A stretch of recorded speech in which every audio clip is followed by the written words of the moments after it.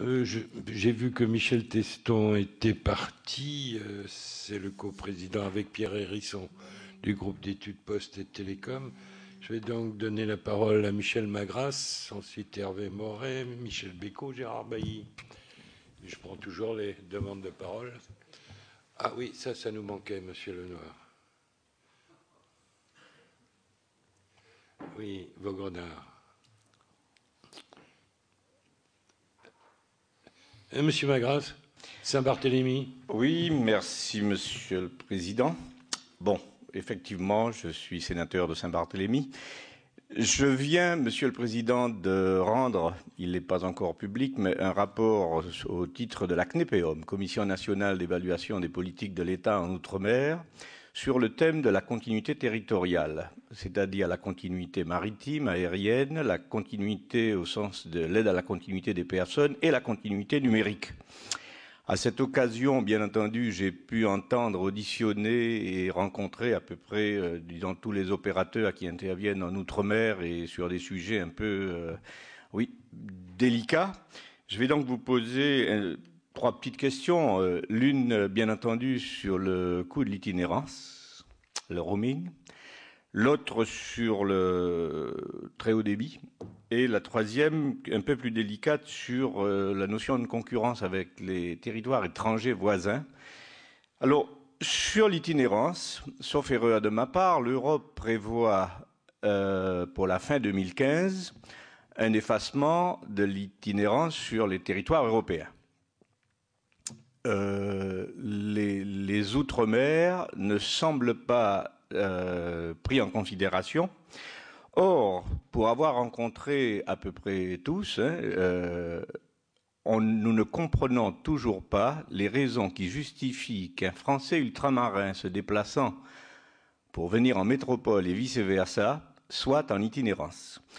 À titre d'exemple, lorsque j'ai discuté avec les représentants d'Orange, Orange Caraïbes, Orange France, ils me disent systématiquement, à notre niveau, c'est 1 minute de manipulation, ça nous coûte 0. Mais pour éviter la concurrence ou distorsion de concurrence avec les autres, sur la terminaison d'appel, il y a des accords qui font que le petit opérateur fait appel à un opérateur métropolitain, entre guillemets, du continent pour servir ses clients quand ils sont ici, et vice-versa. Donc moi, j'en conclus un peu caricaturalement, si vous voulez, que c'est un échange de bons procédés entre les opérateurs où le client paye le service quand il va dans un sens et le client paye le service quand il va dans l'autre sens, les deux caisses étant à peu près équilibrées.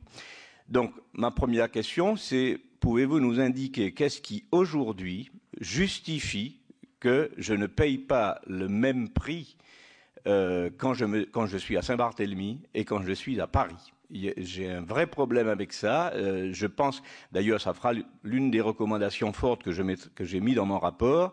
Il me semble qu'il appartient à la France d'effacer l'itinérance pour l'outre-mer sans que ça puisse coûter une fortune aux opérateurs. La deuxième question concerne le très haut débit. Vous savez que quand on vit sur un territoire insulaire, le numérique et le très haut débit en particulier, c'est sans doute la clé majeure de lutte contre l'isolement.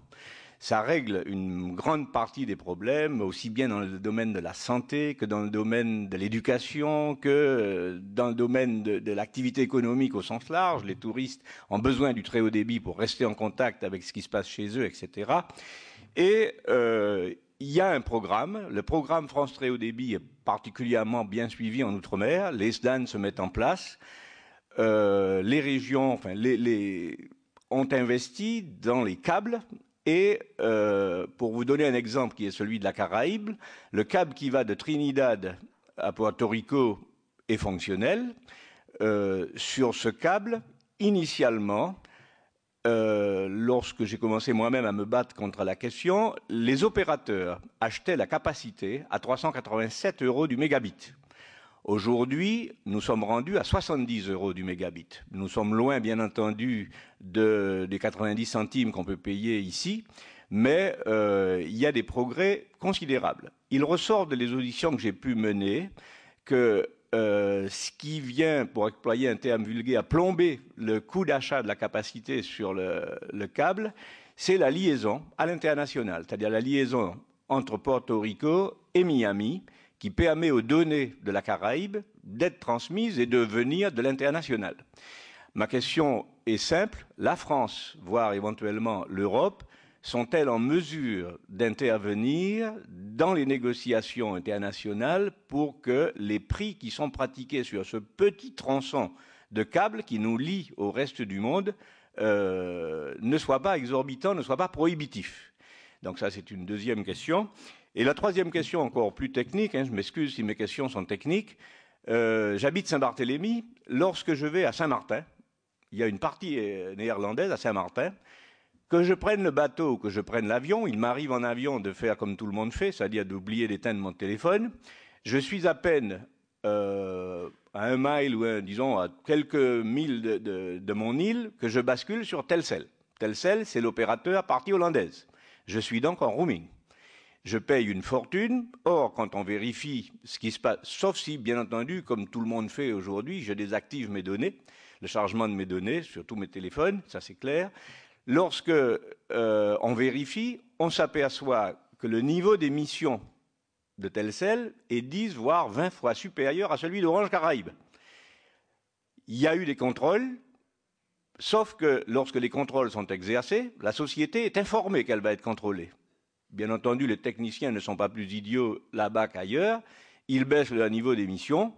Ils sont contrôlés, ils sont dans les règles. Et quand les inspecteurs tournent le dos, ils remettent le niveau. Et nous, d'ailleurs, même en partie française de Saint-Martin, lorsque j'y suis, mon téléphone est souvent en itinérance, c'est-à-dire que je suis sur Telcel. Je suis sur une compagnie étrangère, sur un opérateur étranger.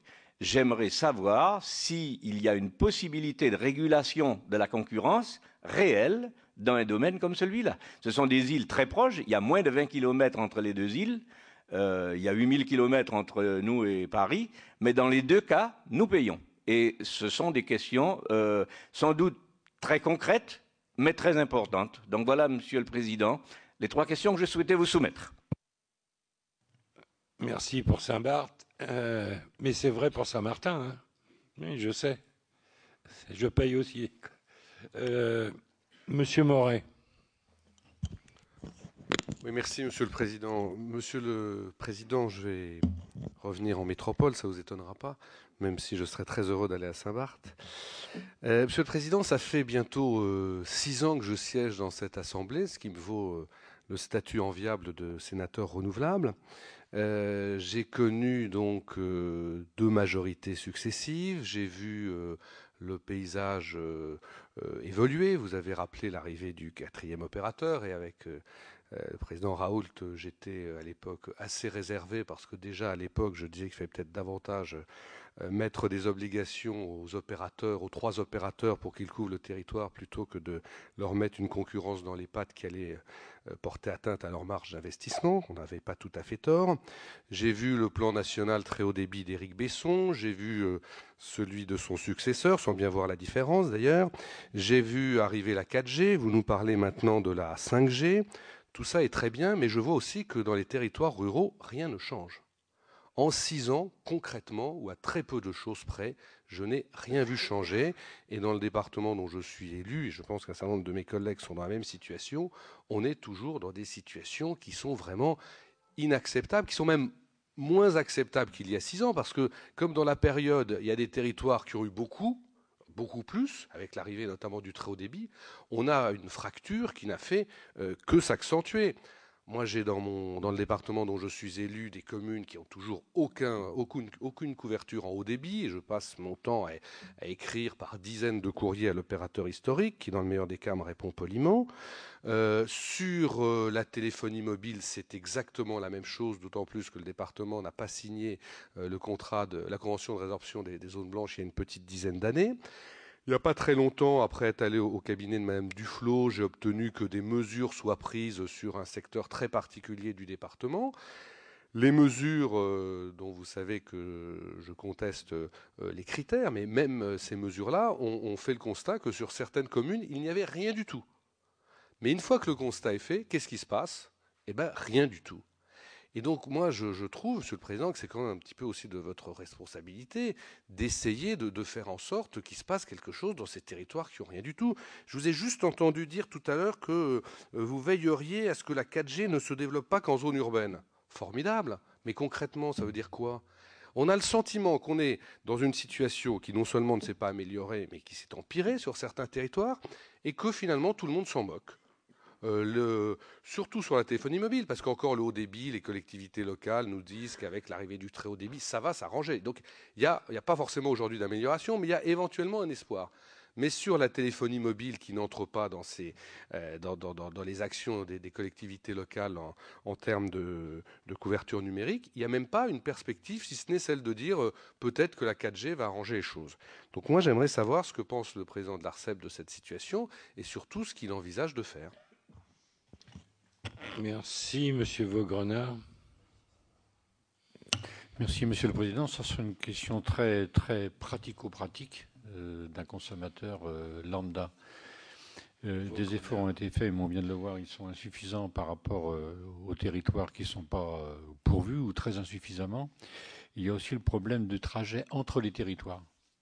Et donc, est-ce qu'un effort particulier ou une attention particulière existe de manière à ce que lorsqu'on utilise le train ou la voiture d'un endroit à un autre, il y a un souci un peu spécial accordé de manière à ce qu'il y ait une couverture permanente sur tout le trajet, par exemple entre la Loire-Atlantique et Paris pour ce qui me concerne, mais c'est vrai entre d'autres liaisons bien entendu, qu'elles soient ferroviaires ou routières. Est-ce qu'il y a un regard particulier qui est apporté pour que sur l'ensemble des trajets qui sont réalisés, et pour éviter les coupures qui peuvent exister et qui sont très désagréables sur le plan des relations humaines, mais également parfois sur le plan des relations économiques. Merci. Mais mon cher collègue, y compris au Sénat, on peut avoir ce genre de coupure, même en fixe. Monsieur Bécaud, Michel. Merci, Monsieur le Président. Monsieur le Président, moi, une question rapide, puisqu'une partie a déjà été abordée par mon collègue Hervé Moret. Donc, c'est mon inquiétude par rapport à un opérateur qui s'appelle Free, qui s'adresse maintenant en profitant d'un certain nombre, ou je ne vais pas dire en s'adossant aux opérateurs déjà existants, mais compte tenu du coût moindre qu'il propose, mon inquiétude est que est-ce que demain, en pratiquant toujours du moins, on va dans l'avenir arriver à avoir des investissements suffisants pour conserver une qualité pour l'ensemble, bien sûr, de nos concitoyens, parce que on sait bien aujourd'hui que toujours tirer vers le bas les prix, ce n'est pas forcément la meilleure des solutions. Et ma deuxième inquiétude, c'est de voir les marges aussi de nos opérateurs qui sont arrivés aux alentours de 30%. Et je crois que c'est quand même, là, nous atteignons un minimum. Un minimum si l'on veut aussi que ces opérateurs continuent à investir et continuent aussi dans la recherche à pouvoir faire du développement et de l'innovation.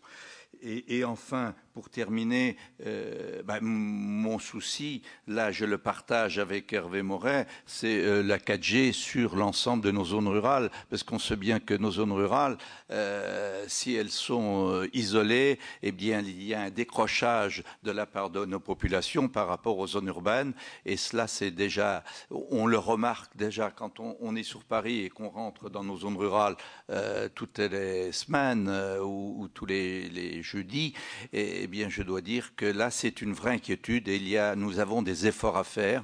Nous avons des efforts à faire en ce domaine. Merci. Ah non, un mot. J'aurais voulu aussi, et là pour information, que vous nous parliez un peu de la 5G. Sur l'aspect technique ou la norme. En complément juste, Michel, la marge des opérateurs à 30%, on a évoqué là. Ça diminue leur capacité d'investissement, mais il n'y a pas que ça. C'est que même l'État lui-même y perd avec cette baisse de marge sur l'IS en particulier. Où est-ce qu'il est? Je cherche. Gérard Bailly. Oui, pardon. Oui, merci Président. Moi, bien sûr, je me fais... Non, mais tu as fait une mutation géographique, c'est bon. Oui, d'habitude, je suis plus par là-bas, mais je suis venu vers mon copain Jackie Pierre. C'est ce qui fait que j'ai fait cette mutation. Oui, Président, merci de me donner la parole. Je reprends, moi, beaucoup l'intervention d'Hervé Moret il y a quelques instants, parce que c'est vrai que dans nos territoires encore, ne serait-ce que la téléphonie mobile, on est encore quand même souvent saisi par des élus en nous disant qu'il y a encore malheureusement quelques jaunes blanches, surtout que ce n'est pas les tous les opérateurs qui passent. Donc c'est un premier constat. Mais j'en viens plus au secteur du haut débit, où là encore, il y a quand même bien ce qu'on peut appeler une fracture numérique du territoire, parce qu'il y a encore beaucoup de communes, si elles veulent vraiment aller dans ce sens-là, qui doivent, par des mesures techniques et de satellite, aussi faire des opérations dont les coûts ne sont quand même pas moindres et sont supportés par des collectivités, ce qui montre bien quand même qu'il y a une différence aussi là où on habite, si on veut avoir les mêmes services. Troisième point, c'est quand même la qualité des services également. Moi, je ne sais pas, vous avez dit dans votre propos tout à l'heure, justement sur la qualité des services. Nous, il nous semble aussi que lorsqu'il y a des ennuis, quand on s'adresse aux opérateurs, c'est assez compliqué pour avoir rapidement les dépannages, et surtout qu'on sait Internet avec la téléphonie mobile. Je crois aussi qu'encore souvent, si des personnes qui connaissent bien peuvent encore, parce que souvent ils font tout ça par téléphone, mais que ça pose encore beaucoup de problèmes d'opération. Donc dire que la qualité du service s'améliore, je suis interrogatif quand on sent les interrogations qu'il peut y avoir sur ce point-là. Et puis, je reprends un petit peu aussi la question de Hervé Moret. Vous mettez dans la brochure sur votre édito, fin 2013, plus de 11 millions de logements, soit plus du tiers, est effectivement éligible en très haut débit, soit une hausse de 24% par an. Moi, c'est 24% par an. Est-ce qu'ils sont en ville ou ils sont mi-rural? Je crois quand même que mi-rural, on ne voit pas tellement encore. Est-ce que vous avez, si c'est 24%, on devait les diviser, où est-ce qu'on en est? Et puis, le dernier point qui est quand même différent, vous évoquez également les problèmes de la Poste. La Poste pour le monde rural, mais je crois que pour tout le monde, c'est quand même un organisme très très important. Vous dites en 2013, le marché des envois de correspondance a connu une double baisse, à la fois en revenus, moins 4,2 et en volume, moins 5,8. Donc c'est vrai que nous sommes interrogatifs, inquiets peut-être que le mot est fort, mais nous sommes cette Poste qu'on a envie qu'elle puisse avoir une pérennité dans les décennies qui viennent, certes. Déjà, avec la banque, avec des activités qui lui ont été données, ça lui a donné certaines ressources supplémentaires. Mais j'aimerais avoir votre avis un peu justement sur le devenir de cette Poste dans notre pays, surtout dans nos secteurs ruraux. Et qu'est-ce que l'on peut proposer, qu'est-ce que vous pouvez proposer, qu'est-ce que le Parlement peut proposer justement pour pouvoir vraiment assurer dans les décennies qui viennent la qualité du service et l'importance que la Poste apporte à tous nos concitoyens. Merci, Monsieur Lenoir. Oui, Monsieur le Président, je voudrais dire en tant que représentant un département bas-normand ma solidarité avec ce qu'a dit Hervé Moret, qui représente un département haut-normand. Voilà des prémices qui doivent vous réjouir quant à la sérénité des débats que nous avons entre nous sur la future région Normandie. J'approuve entièrement ce qu'il a dit, donc je ne voudrais pas encombrer notre réunion avec des considérations qui seraient tout simplement les mêmes que celles qu'a exprimées Hervé Moret. Je m'arrête simplement, Monsieur le Président, sur un paragraphe de votre rapport à la page 108, qui revient d'ailleurs sur le point qui a été évoqué par Hervé Moret. Je vois que parmi les mesures que vous prenez au titre d'aménagement du territoire, l'obligation de déployer la 4G de façon prioritaire dans les territoires peu denses. À cet effet a été définie une zone de déploiement prioritaire qui correspond à 18% de la population répartie sur 63% du territoire. Dans cette zone, les opérateurs devront couvrir 40% de la population en 5 ans, donc d'ici à 2017, 90% en 10 ans d'ici à 2022. Alors, c'est trop précis pour qu'il n'y ait pas derrière des plans qui nous permettent d'avoir confirmation que c'est bien une volonté qui va se traduire dans les faits. Je le redis ici, ça a été exprimé par mes collègues, mais vraiment nos populations ne peuvent plus supporter les cartes flatteuses qui sont proposées par les opérateurs, laissant entendre qu'il n'y a absolument aucune difficulté pour être couvert aussi bien au débit que pour le portable. Je crois qu'il faut une très grande rigueur, Monsieur le Président de l'ARCEP, pour vérifier que les objectifs sont bien atteints, respectés, et qu'on ne continue pas de considérer, ben oui, qu'il y a des zones, ben oui. Elles ne peuvent pas avoir. Oui. On minimise d'ailleurs toujours l'importance de ces zones. On dit, bah oui, il y a 3% du territoire, etc. Mais quand on réunit les zones blanches et qu'on réunit les populations qui sont concernées, ça fait beaucoup, beaucoup de monde. Si le dernier inscrit, Monsieur Lasserre. Non, mais c'était pas la peine de lever la main, j'avais noté. Non, mais Président, c'est parce que je tenais à intervenir. Je ne sais même pas si ceci sera intéressant. En tout cas, je voudrais reprendre tout ce qui vient d'être dit. Tout ce qui vient d'être dit. Nous sommes très nombreux à avoir, comment dirais-je, cette perpétuelle obsession de la fracture numérique. Et, moi, je suis d'un département, les Pyrénées-Atlantiques, où nous avions considérablement travaillé. On avait tiré 1200 km de fibres, mais à un moment où c'était la réponse, ça ne l'est plus complètement maintenant. Ma question rejoint exactement celle qui a été posée, mais je préfère être redondant et le répéter plutôt que de partir sur une question rentrée. L'équipement du numérique, c'est la seule chance des zones rurales pour l'avenir. On est dans un débat institutionnel qui portera, qu'on le veuille ou pas, en germe un certain affaiblissement des zones rurales, et on sent des prémices d'intérêt pour ces zones-là, mais fondées précisément sur l'information qui circule, sur le thème que nous évoquons aujourd'hui. Partout sur le territoire français, en tout cas dans ma région, je puis vous assurer que les seules nouveautés qui se passent, les seules petites lueurs d'espérance que nous avons, elles sont toujours fondées sur un bon équipement en matière de numérique. Et c'est pour cette raison que nous sommes nombreux à mettre autant de vigueur à à ce thème-là. Moi, que voulez-vous? Si on regarde la tendance naturelle des opérateurs, qu'on le veuille ou pas, les impératifs de rentabilité font que les zones rurales ne sont pas complètement rassurées. Quand on voit le coût pour arriver dans un ménage, la variabilité des coûts entre, je me suis souvent laissé dire, c'est entre 300 et 2000 euros selon la longueur. Là. On voit très bien, malheureusement, ou heureusement pour certaines zones, mais malheureusement pour la ruralité dans son ensemble, on voit de quelle façon risquent de se dessiner les contours des prochains investissements. Lorsqu'on regarde également l'évolution des collectivités, que voulez-vous, les volontés manifestées par les collectivités locales, les communes quand elles étaient vivantes, les conseils généraux qui étaient garants de l'équipement généralisé du territoire, on sent que ceci risque de s'affaiblir. Alors, que voulez-vous? Moi, ma question, elle est simple également. Selon vous, quels sont les modes opératoires qui peuvent nous garantir? Sur quel mode opératoire pourrons-nous travailler pour garantir l'éclairage de ces zones rurales? Y a-t-il des espérances techniques que nous ne connaissons pas aujourd'hui? Faudra-t-il creuser pour arriver dans chaque ferme, y compris isolée? Ça m'étonnerait qu'on puisse le faire. Y a-t-il des gisements d'initiatives sur le partenariat public-privé? Est-ce que ça existe encore, oui ou non? Est-ce que les opérateurs y sont prêts et à quelles conditions? Ma dernière évocation, c'était la volonté des opérateurs, mais je suis convaincu que les impératifs de rentabilité font qu'ils ne pourront pas jouer de la philanthropie et du mécénat. Mais est-ce que véritablement, sur les modes opératoires, vous pensez que des choses vont se profiler qui nous autorisent à espérer un bon équipement, un équipement intégral de ce pays, qui sera le facteur d'équilibre sociétal de notre pays? Merci. Peut-être, Monsieur le Président, vous pourriez commencer à répondre, mais j'aurais quelques questions complémentaires que j'avais évoquées dans mes propos et sur lesquelles je souhaiterais revenir, mais répondez d'abord à mes collègues sur leurs interventions.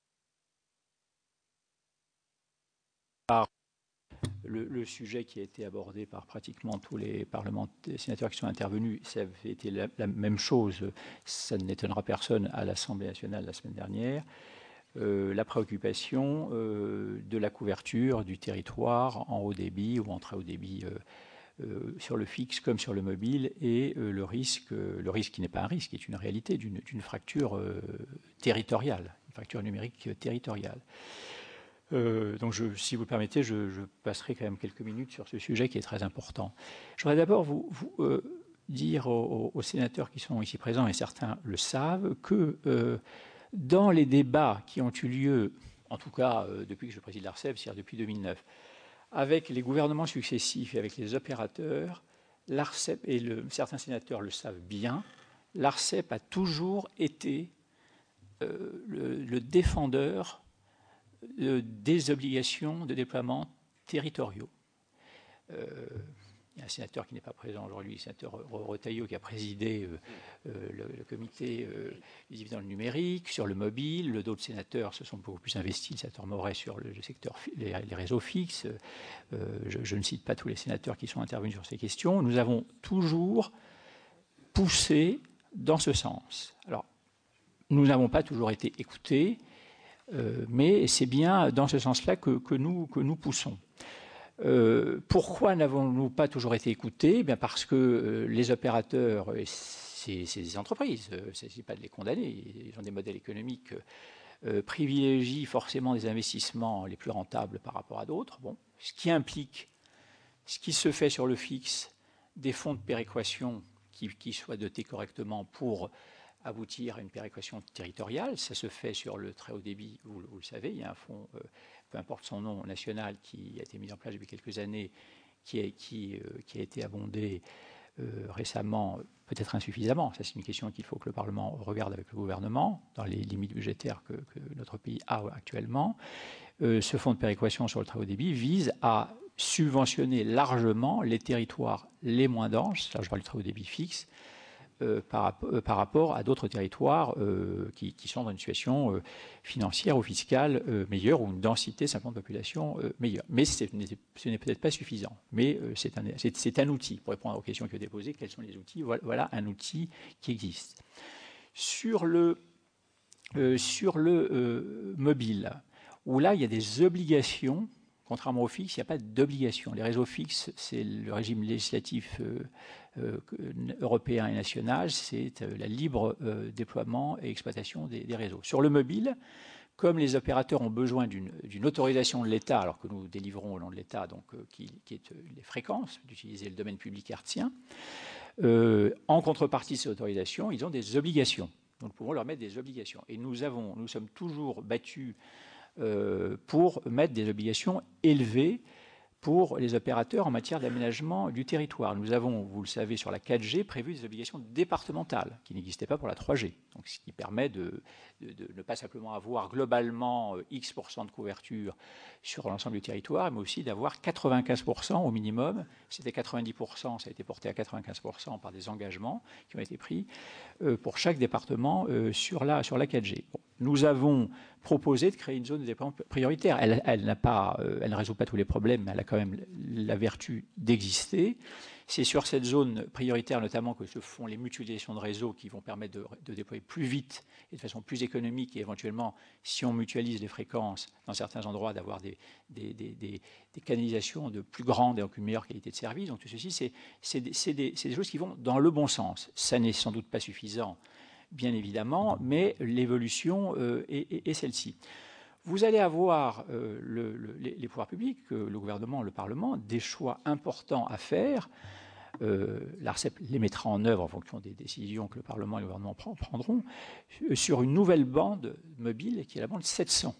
Vous le savez, le président de la République a pris la décision de principe de transférer cette bande de l'audiovisuel vers les télécoms, compte tenu de la baisse de besoins hertziens que vous rappeliez sur l'audiovisuel et de l'augmentation massive des besoins des télécoms sur le haut et le très haut débit mobile. Eh bien, il faudra il me semble, si je puis me permettre, c'est peut-être irrespectueux, mais de faire une suggestion aux assemblées, réfléchir de façon équilibrée, bien sûr, avantages, inconvénients, sur des obligations prioritaires, comme c'était le cas sur la bande 800, peut-être faut-il aller au-delà, je n'en sais rien, qui seraient prévues pour les attributions de cette bande 700.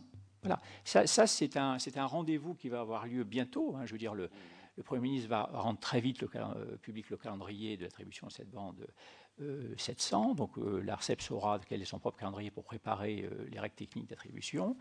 Le Parlement aura à s'exprimer s'il le souhaite, enfin c'est à vous de décider, s'il veut mettre des obligations d'aménagement du territoire importantes, et si oui, lesquelles et dans quel degré de détail.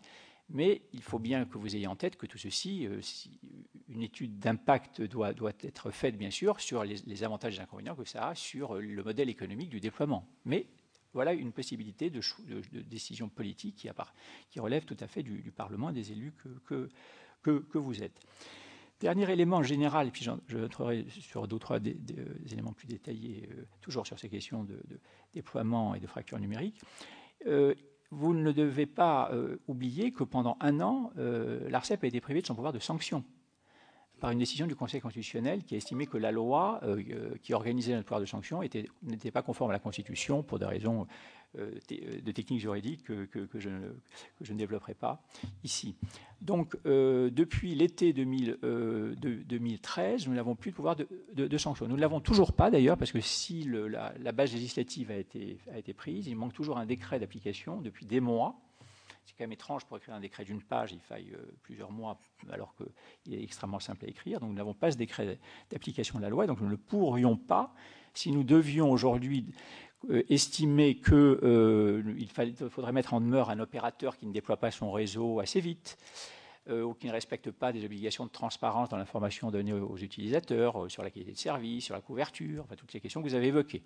Nous ne pouvons pas le faire. Ce que nous avons donc fait, et vous le savez, il y a un mois, c'est que nous avons ouvert 5 enquêtes administratives. Alors, les enquêtes administratives, ça ne relève pas du pouvoir de la procédure de sanction, donc nous l'avons toujours. Nous ne nous cachons pas dans un petit doigt, c'est des actes préparatoires à d'éventuelles mises en demeure le moment venu, si elles sont nécessaires. Donc, ces enquêtes administratives, nous les avons ouvertes 3 sur la 3G. Est-ce que Free déploie son réseau? Bon, nous le contrôlons régulièrement, bien sûr, puisque nous avons un rendez-vous réglementaire en janvier 2015, c'est-à-dire demain matin, où nous devrons vérifier si Free a bien couvert 75% de la population ou pas. Et donc, en anticipation, nous avons des réunions régulières avec Free, mais nous n'avons pas toutes les informations. Donc, cette enquête administrative nous permet d'avoir accès à des informations plus précises. Donc, déploiement du réseau de Free. Déploiement du réseau de SFR, est-ce que le dernier rendez-vous qu'avait SFR après la mise en demeure qui a été faite par l'ARCEP, quelques mois après mon arrivée à l'ARCEP, fin 2009, sur Orange et sur SFR, qui avait 3 années de retard sur le déploiement 3G, nous avons mis en demeure, bon, Orange a rattrapé son retard, SFR, les 2 premières étapes les a respectées, il y avait une 3e fin 2013 sur lesquelles nous avons un doute. Donc nous avons ouvert une enquête administrative pour vérifier ce qui se passe et nous aviserons en fonction de cette enquête et des pouvoirs que nous espérons avoir récupérés entièrement sur les sanctions dans quelques semaines. Vous pouvez, bien sûr, les parlementaires que vous êtes peuvent faire passer des messages aux autorités qui prennent des décrets. Vous connaissez. Troisième enquête administrative sur la 3G, c'est précisément l'enquête sur les zones blanches. Nous constatons que depuis maintenant près de 2 ans, les opérateurs n'ont plus déployé le réseau mutualisé qu'ils font entre eux. C'est normal, s'agissant de zones très peu denses, on ne va pas demander à chaque opérateur de faire un réseau parallèle. Donc, et ça sera, c'est toute la problématique d'une certaine mutualisation plus importante pour les nouveaux réseaux, puisque les réseaux de base ont été faits depuis 15 ans. Maintenant, on peut estimer que cette concurrence des infrastructures ayant été faite, on peut aller vers plus de mutualisation, notamment dans les zones moins denses, qui permettra de faire des économies et de les déployer plus vite. Mais il y a une zone, les fameuses zones blanches que vous connaissez, sur lesquelles, là, les 4 opérateurs mutualisent entre eux. Donc, il y a un réseau unique. Et il y a la loi sur la 2G puis sur la 3G a donné des obligations à ces opérateurs, avec une partie de financement public pour les aider dans certains cas. Nous constatons que tout est arrêté depuis 2 ans. Bon. Alors, pendant quelques mois, les opérateurs ont donné des explications techniques, conjoncturelles, donc on a admis que certaines d'entre elles pouvaient l'expliquer, mais à partir de 2013, on a vraiment constaté que c'était une volonté délibérée de ne plus avancer, mais nous avons perdu le pouvoir de sanction au même moment, donc nous n'avons pas pu engager des procédures plus contraignantes. Bon, nous avons lancé une enquête administrative là-dessus pour pouvoir faire la clarté complète dans les prochaines semaines sur qu'est-ce qui se passe dans ces zones blanches, pourquoi les opérateurs ont-ils arrêté de déployer, quelles sont les modalités pour, dès qu'on aura repris l'ensemble de nos pouvoirs, de remettre le train en marche. Remettre le train en marche, c'est de 2 façons. Soit convaincre par les moyens juridiques qu'on aura récupérés les opérateurs, par une mesure de mœurs si c'est nécessaire, de reprendre un plan d'investissement qui permette, dans un délai rapide de 2 ans, par exemple, il faut aussi, ça ne peut pas être fait en une semaine, mais sur un délai rapide et réalisable, la couverture complète, entièrement mutualisée de ces zones blanches. certaines communes n'étant absolument pas couvertes encore, effectivement. Et nous prendrons toutes les décisions.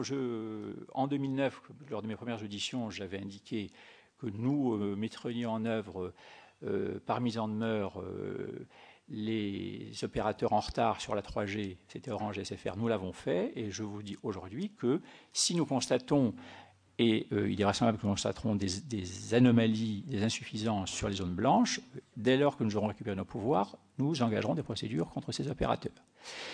Nous pouvons aussi, ça s'est fait sur une base contractuelle, les zones blanches. Les opérateurs ont signé un accord de mutualisation entre eux et ils le mettaient en œuvre normalement jusqu'il y a 2 ans et ils se sont à peu près arrêtés de le faire depuis 2 ans. Une fois qu'on aura décortiqué pour comprendre pourquoi et qu'on aura pris une décision, ça peut être soit d'engager directement des procédures de sanctions, soit de prendre une décision unilatérale, donc de substituer, je m'excuse, quand c'est nécessaire, il faut le faire, un accord qui ne se fonctionne pas par une décision prescriptive unilatérale du régulateur, nous avons le pouvoir juridique de le faire, qui fixera les obligations, et si elles ne sont pas respectées, là encore, nous sanctionnerons les acteurs économiques.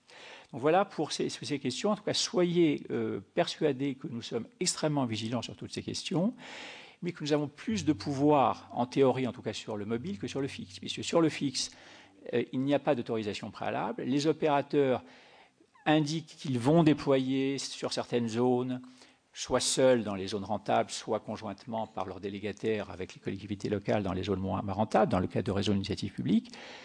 Autant dans les zones d'initiative publique, la collectivité qui délègue par quelque mode juridique que ce soit un délégataire le soin de faire son réseau a une puissance de pression vis-à-vis de son délégataire pour que les calendriers soient respectés, etc. Autant dans les zones rentables, où par hypothèse les collectivités locales n'interviennent pas, les opérateurs sont en théorie libres de faire ou de ne pas faire. Si ce n'est que j'ai fait cette même remarque l'autre jour à l'Assemblée nationale, les opérateurs, quand ils diffusent des informations au plan national, au plan local, quand ils signent des conventions avec des collectivités locales, certes, ces conventions n'ont pas une valeur juridique prescriptive, mais elles ont une valeur politique, morale et déontologique qui me paraît aussi importante, si je puis dire, qu'une valeur juridique. Et je ne vois pas comment un opérateur pourrait indûment ne pas respecter des obligations de déploiement qu'il a faites dans les zones qu'on appelait zones AMI autrefois, c'est-à-dire les zones rentables qui couvrent à peu près la moitié du territoire, où des engagements de déploiement, de calendrier ont été pris par Orange et par SFR notamment. Et il est évident que les pouvoirs publics, que ce soit les services qui relèvent du gouvernement ou l'ARCEP, veilleront dans leurs limites de leurs compétences à ce que ces engagements soient respectés. Ils devront l'être notamment au regard des petites modifications qui peuvent intervenir sur le plan France très haut débit liées à la concentration en cours entre SFR et Numéricable. C'est vrai que cette concentration va apporter à la fois une dynamique supplémentaire, mais peut avoir des effets de bord qui pourraient être négatifs. Une dynamique supplémentaire parce que le câble qui est sous-utilisé aujourd'hui en France, alors qu'il l'est beaucoup plus en Allemagne par exemple, va pouvoir amener beaucoup plus vite du très haut débit à des niveaux de bonne qualité dans des territoires. Mais à l'inverse, cette dynamique va créer des effets de bord, c'est-à-dire que Orange va avoir la tentation pour concurrencer Numéricable à venir investir un peu plus sur les zones de l'empreinte câblée, donc ces zones semi-denses, intermédiaires. Et le risque, c'est qu'il investisse un peu moins là où il avait prévu de le faire. Donc, il faut que le gouvernement, en tant qu'actionnaire d'Orange, en tant que financeur aussi dans le cas du plan très haut débit, le régulateur, évidemment, nous soyons vigilants sur ces questions et que nous rappelions les opérateurs aux engagements qu'ils ont pris. Alors, il ne faut ni sous-estimer ni surestimer ces effets de bord. On les a estimés avec la mission très haut débit qui relève du gouvernement.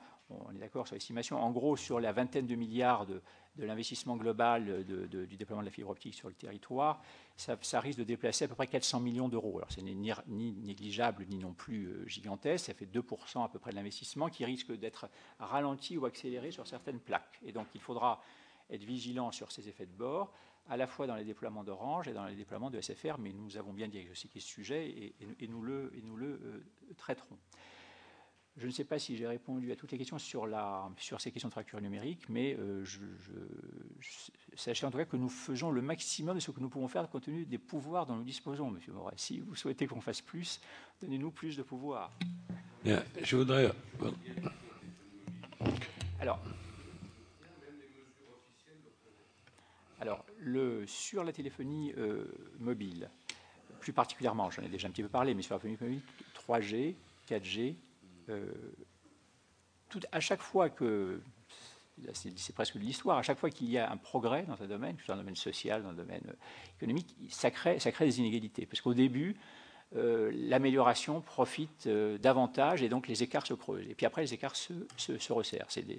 L'histoire économique l'illustre en permanence sur tous les sujets. Alors il faut éviter que l'écart soit se crée trop, et en tout cas s'il se crée, qu'il se rattrape le plus vite possible. Donc sur la 3G, les obligations de couverture ont été fixées dans les licences qui ont été conçues en 2000. Voilà, c'est des décisions créatrices de droits définitives. Bon.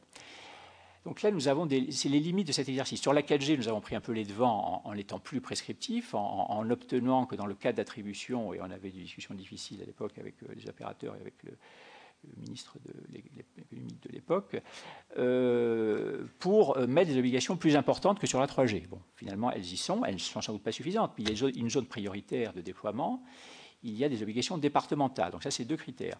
Alors, nous avons des rendez-vous sur ces différentes zones, et en tout cas, nous allons mesurer la couverture, pour la première fois la couverture 4G, une première estimation cet été. Nous allons faire avec les opérateurs une première estimation des cartes de couverture 4G pour voir si aujourd'hui ils ont, ce qui est vraisemblablement le cas, essentiellement couvert des zones urbaines, et s'ils ont commencé ou pas, et à partir de là, nous allons pouvoir discuter avec eux sur comment entendent-ils atteindre le premier rendez-vous de couverture sur les zones moins denses, puisqu'il y en a un dans les licences 4G qui n'existait pas dans les licences 3G. Donc nous avons là un rendez-vous avec les opérateurs que nous utiliserons pour qu'ils nous expliquent, alors on ne demande pas de nous donner un mètre cube de papier, mais qu'ils nous donnent quelques feuillets avec des courbes montrant comment, partant d'une situation en 2014 où sans doute l'essentiel de leur couverture, les 50 ou 60% de couverture de la population, pas du territoire. Le territoire, bien sûr, les zones couvertes sont beaucoup plus petites en surface, mais en population.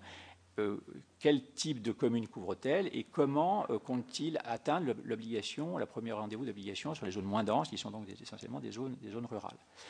Pour les nouvelles attributions de fréquences, c'est ce que j'évoquais au début de mon propos sur ce point, de la bande 700, il faudra que ces questions soient regardées pour savoir si des obligations supplémentaires ne doivent pas être fixées pour les opérateurs. Mais bien sûr, ça sera des charges qui peuvent conduire à réduire la recette que l'État récupérera en vendant ses licences. Donc il faut avoir tous ces paramètres en tête. Mais c'est un choix politique. Je parcours rapidement les autres sujets. Peut-être, Monsieur Magras, sur l'outre-mer, je vous répondrai de façon écrite parce que c'est des questions extrêmement précises et techniques. En quelques mots, simplement, je compléterai ma réponse orale par une réponse écrite. Mais en quelques mots, l'itinérance entre la métropole et l'outre-mer, son principe, après son niveau de prix, je parle de son principe, il est inévitable parce que ce ne sont pas les mêmes opérateurs. Le choix a été fait. Je me suis interrogé de la même façon que vous quand je suis arrivé à l'ARCEP en 2009. Je dis pourquoi ce ne sont pas les mêmes opérateurs qui ont été chargés de déployer en métropole et en outre-mer. Bon, des raisons historiques ont fait que c'était comme ça, que souvent outre-mer des opérateurs voulaient aussi exister sur leur propre marché. Donc, je dirais les torts sont peut-être partagés. Le constat est que les marchés ont été partagés. Il y a un marché national et des marchés outre-mer qui font l'objet d'analyses de marché distinctes pour savoir quel est le niveau concurrentiel, comment attribuer les fréquences, etc. Donc, comme il y a des opérateurs différents, il y a forcément une itinérance techniquement qui est nécessaire entre les opérateurs de métropole et d'outre-mer quand on appelle de l'un à l'autre. Alors après, le niveau du tarif d'itinérance, je suis tout à fait d'accord avec vous que sur le principe, il est choquant que dans un même territoire de la République, il y ait des différences de tarifs et de prix qui peuvent être significatifs. Bon. Le cadre communautaire va changer pour l'itinérance entre les pays. Il me paraîtrait, comme à vous, comme un a fortiori que ces tarifs de roaming international devant baisser pour quasiment s'annuler à un moment donné pour des usages raisonnables. C'est ce qui est prévu dans les projets de règlement européen. Que la même chose se passe, au moins la même chose se passe dans les relations, dans les communications entre la métropole et l'outre-mer. En tout cas, c'est la position que prendra l'ARCEP, mais c'est des négociations internationales, comme vous l'avez dit, et elles relèvent des pouvoirs publics, donc du gouvernement, avec l'appui technique de l'ANFR. Et c'est plutôt la plupart des questions, mais on vous répondra par écrit, beaucoup des questions que vous avez posées impliquent une expertise et des contrôles de l'ANFR. Par exemple, le fait que les fréquences de l'opérateur néerlandais soient utilisées sur le territoire terrestre ou maritime français, c'est illégal. Sauf une petite bavure, les fréquences n'arrêtent pas des frontières. Enfin, si c'est vraiment sur ça, il faut que l'ANFR aille vérifier sur place, c'est l'Agence nationale des fréquences, et constate que c'est contraire au cahier des charges des émissions de fréquences. Donc, voilà les quelques mots que je pouvais dire oralement, mais je compléterai ces réponses par bref forcément, par une réponse écrite beaucoup plus complète.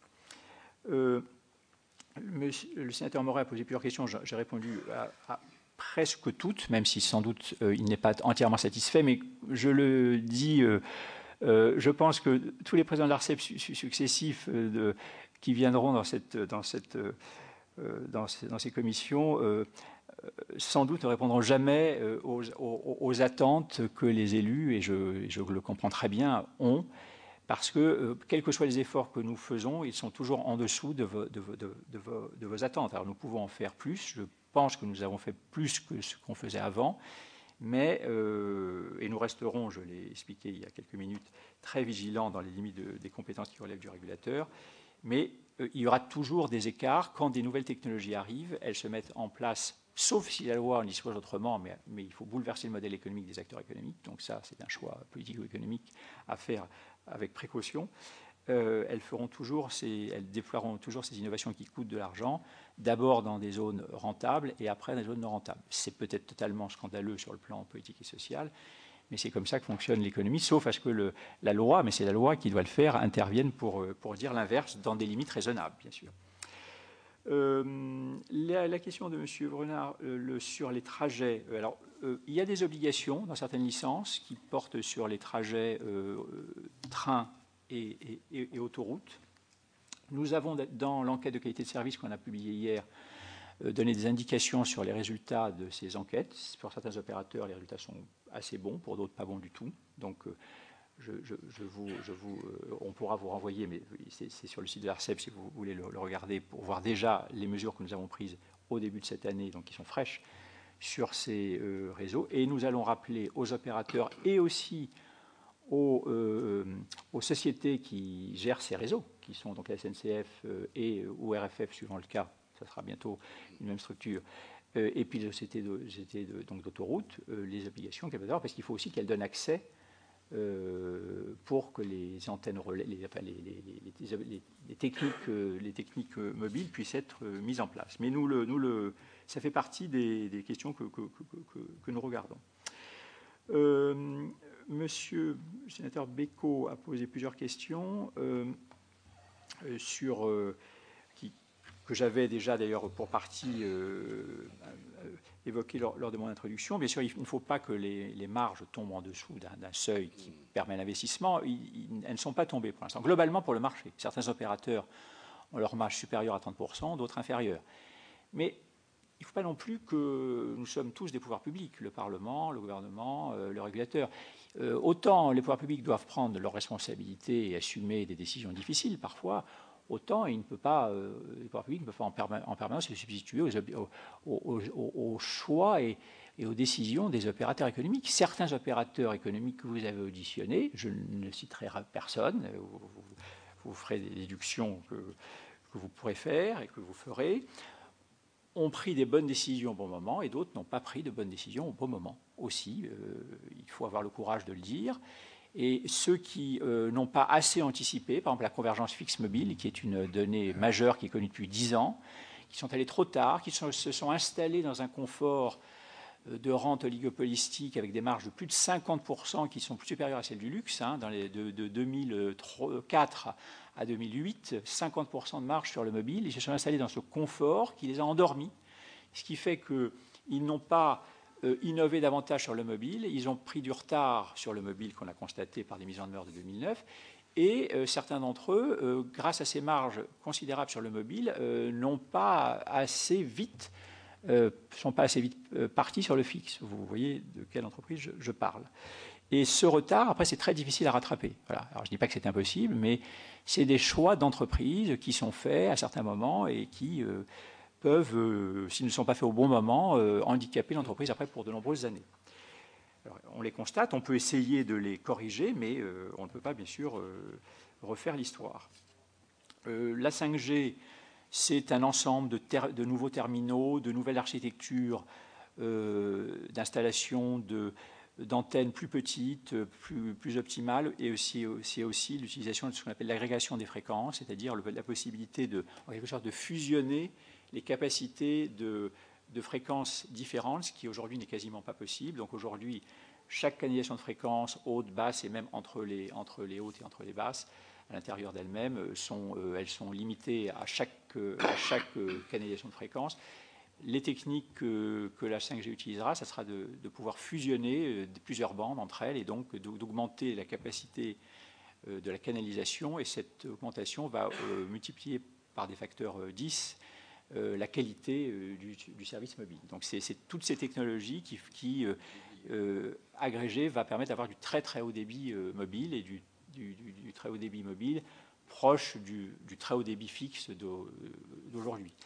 Mais c'est plutôt, raisonnablement, c'est plutôt les années 2020 qu'il faut viser si les recherches qui vont être faites, les recherches appliquées qui seront faites en Europe et en Asie, disons, aboutissent par des expérimentations et ensuite par des déploiements réels. Je vérifie que la Poste, quand même des questions ont été posées sur la Poste. Alors, oui, la Poste en France comme dans les autres pays du monde. Ce n'est pas, hélas ou heureusement, je ne sais pas comment il faut dire, ce n'est pas une spécificité française, connaît des bouleversements considérables liés à une baisse du trafic du courrier massive de plus de 5% par an, lié évidemment à la substitution du courrier papier par le courrier numérique. Pas tellement le courrier des particuliers, parce qu'ils n'envoyaient plus beaucoup de courriers. Nous n'envoyons plus beaucoup de courriers, sauf peut-être les parlementaires, mais le courrier professionnel des entreprises, de publicité, les factures, etc. Donc, le volume courrier baisse énormément, et donc les revenus issus de ce courrier baissent énormément. Donc, la Poste, et on a eu beaucoup de réunions avec la Poste sur toutes ces questions. On est tout à fait associés par des échanges avec la Poste sur le plan stratégique que la Poste a élaboré. On a aussi beaucoup d'échanges sur ces questions avec le gouvernement, bien sûr. Et donc, le choix que va avoir à faire la Poste, et elle le fera elle ne le fera qu'avec l'appui des pouvoirs publics. Vous êtes le premier, le Parlement, le gouvernement, bien sûr, et puis le régulateur. Elle ne pourra pas le faire seule, et surtout que l'État est l'actionnaire à 100%, directement ou indirectement, de la Poste. Le choix que va devoir faire la Poste, il est relativement simple à exposer. Après, il est très difficile à mettre en œuvre. C'est à partir du moment où les recettes baissent structurellement et que le développement du colis ne permet pas de se substituer à la baisse massive des recettes du courrier, notamment des courriers commerciaux. Et même si la Banque postale dégage des excédents qui peuvent être récupérés par les autres compartiments du groupe La Poste. Et donc, face à ces baisses de recettes très importantes, il n'y a que deux façons pour une entreprise de rester en vie. C'est soit de réduire ses dépenses, soit de trouver des recettes nouvelles. Réduire des dépenses pour une entreprise comme La Poste, qui est une entreprise essentiellement de main-d'œuvre, ça veut dire réduire ses effectifs. Premier choix. Deuxième choix, augmenter ses recettes sur des volumes qui baissent, ça veut dire augmenter beaucoup ses tarifs. Et sans doute un mix des deux. Et ça, ce sont des choix qui, au moment même où je les expose, montrent bien que ce sont des choix de nature politique qu'il faudra faire. Le régulateur fera son travail dans la limite de ses compétences, mais ce seront des choix qui seront sûrement difficiles. Mais compte tenu de l'attachement que la population et les élus ont pour cette entreprise et que je partage, bien, il faudra faire ses choix le mieux possible pour que la Poste puisse continuer à se moderniser et à se développer, mais sur un nouveau modèle économique. Je crois avoir répondu à l'essentiel des questions. Et de toute façon, si j'en ai oublié, je répondrai par écrit aux parlementaires qui les ont posées. Merci. J'avais 3 petites questions, mais là, vous avez répondu sur la méthode de l'enquête que vous avez lancée, oui. Des enquêtes. Donc je persiste à penser qu'on devrait mettre en priorité le développement de la 4G dans les zones blanches actuelles. Je le dis, je le redis, ça fait 10 fois au moins que je le dis, y compris aux secrétaires d'État successifs. Je pense que c'est une méthode pour essayer d'atténuer cette fracture numérique. Ensuite, j'ai une petite question plus... C'est expérimenté, je crois, dans... Oui, ça l'est déjà. Dans d'autres communes, hein, donc, c'est dommage qu'il soit parti, M. Magras, mais effectivement, vous avez dit qu'il faudrait qu'il se rapproche de l'ANFR concernant l'histoire de... Mais je l'ai constaté, moi, y compris dans la Marina Royale à Saint-Martin, c'est l'opérateur hollandais qu'on a. Enfin, c'est pas très logique, cette histoire. Non, la méthode de vérification, on a entendu lors des auditions que Free aurait été avantagé par votre méthode de vérification. Oui. Ensuite, j'ai entendu aussi lors des auditions un deuxième message, c'est que la mutualisation serait un cancer pour les opérateurs. Alors, c'était qui? C'était Orange, je ne sais plus, mais en tous les cas... favorable. Le passé historique, qui a un très bon et grand réseau, n'est pas très favorable. Mais ben, évidemment. Ça, c'est logique. Non, c'était Bouygues. Mais peut-être ça, alors c'est... Oui, c'est Bouygues. Oui. Voilà. Mais juste simplement vous rappeler ce qu'on a entendu quand même, qui nous a interpellé un peu. Enfin, alors qu'on prône la mutualisation, la colocalisation. Enfin bon, ça nous interpelle un peu. Voilà, Monsieur le Président. En sachant qu'il est 11h57 et qu'on va libérer nos collègues bientôt, sans les prendre en otage. Je veux brièvement vous donner... Bon, sur la 4G, je l'avais noté lors de la précédente audition, j'ai demandé qu'on y travaille et il y a des expérimentations en cours, mais on va regarder ça. Alors ça peut être une façon mais ça implique forcément d'obtenir un deal avec les opérateurs, puisqu'ils n'ont pas cette obligation, donc il faut trouver un donnant-donnant. Bon, on peut y réfléchir et on le fera avec eux et bien sûr avec le gouvernement.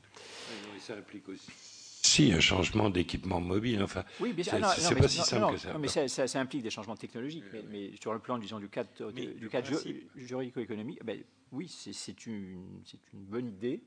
Après, il faut... voilà, je ne sais pas si mon opinion vaut quelque chose, mais en tout cas, c'est une bonne idée. Et on va y travailler. Sur Free et la mutualisation, en fait, je me demande si ce n'est pas le même sujet qui a été évoqué en creux et en bosse par les opérateurs que vous avez auditionnés. Oui, alors, c'est les mêmes. Voilà, c'est les mêmes. Voilà. Mais bon... pour être simple, Free, dans les conditions sur lesquelles je ne reviendrai pas, on peut être pour ou contre, mais peu importe. Free a eu une 4e licence qui a été donnée donc, en janvier 2010.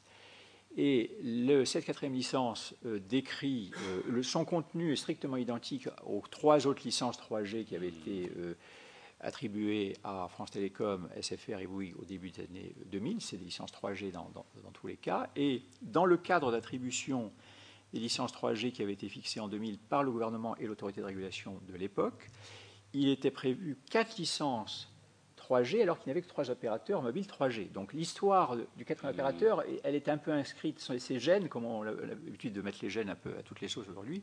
Les gènes du 4e opérateur, il est écrit dans le cas d'attribution de 2000. C'est important de le savoir parce que là aussi, les événements historiques permettent d'expliquer beaucoup de choses.